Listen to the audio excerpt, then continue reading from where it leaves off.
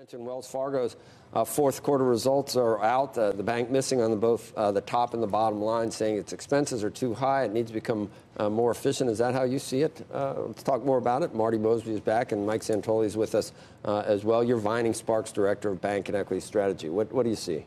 So, one, when you look at Wells Fargo, this is just adjustments as you get a new CEO, want to take care of anything that's in the closet that needs to get taken care of. Cleaning up. It's a fourth quarter. It just kind of gets washed away. What we're going to look for is in 2020 is more of that to come. What we've been seeing is revenues. More of the kitchen sinking? Or yes. More? Yeah. Wow. So more investment, more taking care of the reputational issue. Yeah. That's the kind of things we want to see. Is this going to get farther down the line, or do we have more to come as we go through this next year? Their revenues have been declining. Wells Fargo's have. The balance sheet constraints. So as we go through this, will revenues begin to stabilize and then set the platform for them to be able to grow again when we get to 2021. Citigroup on the other side is an opposite story. Revenues are getting better, expenses are actually coming down, and returns are moving towards their goal of trying to eventually get to that 12% return on tangible common equity that they've been putting out in front of investors for the last couple of years. So they hit right on top of what we expected this quarter, even with a little bit extra in capital markets, and we continue to expect their returns are going to move towards those long-term targets.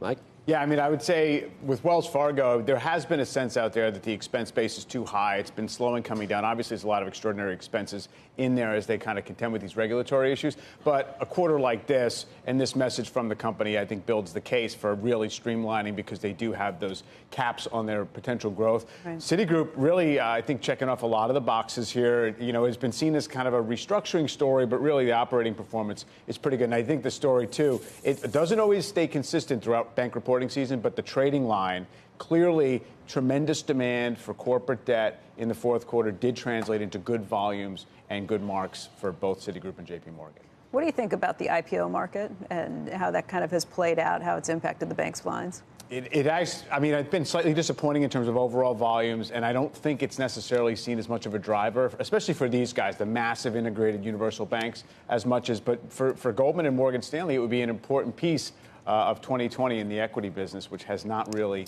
been, been the place to look for a lot of growth. Where the IPO business has been the driver of some of the investment banking in the last couple of years, we think strategic advisory, M&A, some of those types of things will begin to substitute for some of the losses we're seeing on the IPO side. Yeah. So you're going to get Wells Fargo a little cheaper today. We are. Is that something you should? It's still a little early.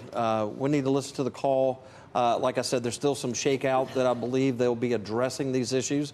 Part of the whole management transition was were they addressing it aggressively enough? So there's not going to be anything left on the table. They're going to address this reputational issue, deal with the regulatory overhang, get that taken care of in 2020. But I think that's interesting. You know, we can qualify this as a kitchen sink quarter, but if there's more to come, it's not a kitchen sink. Well, it's kitchen sink in the long-term view of things. In other words, even if 2020 has higher investment in getting these regulatory issues taken care of, those expenses will move lower. It's just not going to be maybe this next year. It may be 2021 and beyond when you start to get back recalibrated. And then Wells Fargo will be positioned because of the franchise that they do have to outperform as they come out from under this. Is Charlie Scharf doing the right things right now in the early days? You have to. When you start over, you need to make sure that you take that advantage of that. Once he recalibrates and creates a base, then you're going to be held accountable to grow off of that.